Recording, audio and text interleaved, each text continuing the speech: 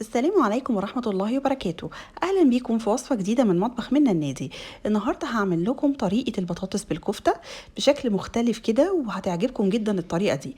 أول حاجة هجيب كمية البطاطس اللي أنا عايزاها على حسب حجم الصينية، وأقطعها مكعبات وأسلقها في شوية مية بملح. وبعدين أجي بقى أحضر الكفتة.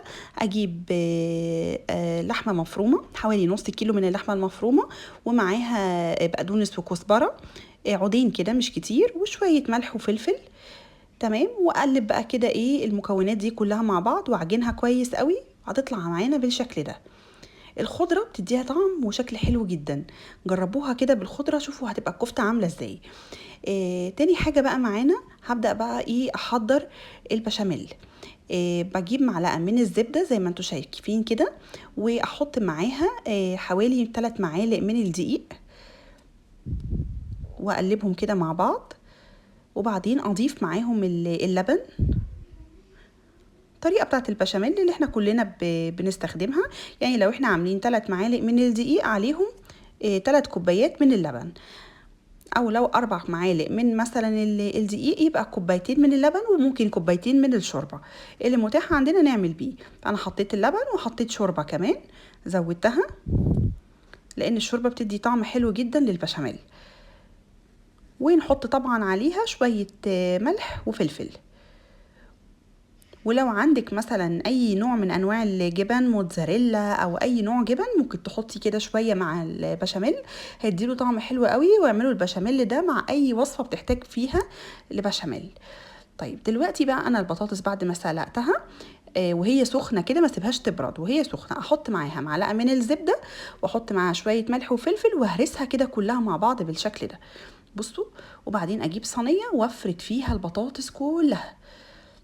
وبعدين هجيب بقى المعلقه بتاعتنا، وبالحرف بتاع المعلقه كده من تحت، وابدا بقى اخطط البطاطس كده بالشكل ده زي ما انتوا شايفين. اعملها كانها خطوط كده ومربعات، هيخلي شكلها حلو جدا.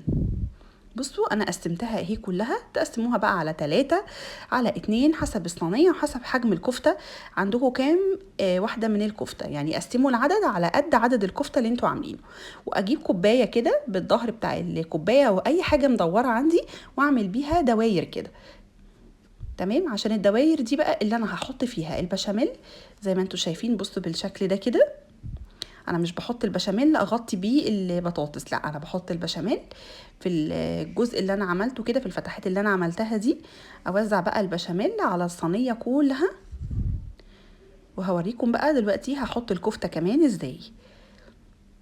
ابدا بقى في فوق كل جزء فيه بشاميل احط الكفته اللي انا عملتها.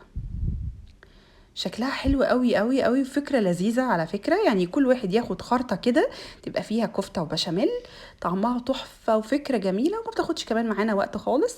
انتي عملتي بطاطس وكفتة والبشاميل في نفس الصينية. اضافة بقى منك، ممكن تحطي صلصة كده فوق الوش. لو عايزين تستغنوا عن الخطوة دي مفيش مشكلة، بس هي هتدي برضو شكل حلو للصينية. انا حطيت الصلصة كده بالشكل ده، هي كشكل وطعم. حابة تحطيها، مش حابة مفيش مشكلة. وبعدين بقى من فوق رشة موتزاريلا كده، او اي نوع جبن عندنا ممكن نرشه من فوق الوش، سواء بقى موتزاريلا، جبنة مبشورة، بارميزان، اي حاجة متاحة عندنا نبدأ نحطها فوق الوش بالشكل ده. وفي الفرن نحطها كده لمدة ربع ساعة، مش كتير، وهتطلع معانا بالشكل الجميل ده.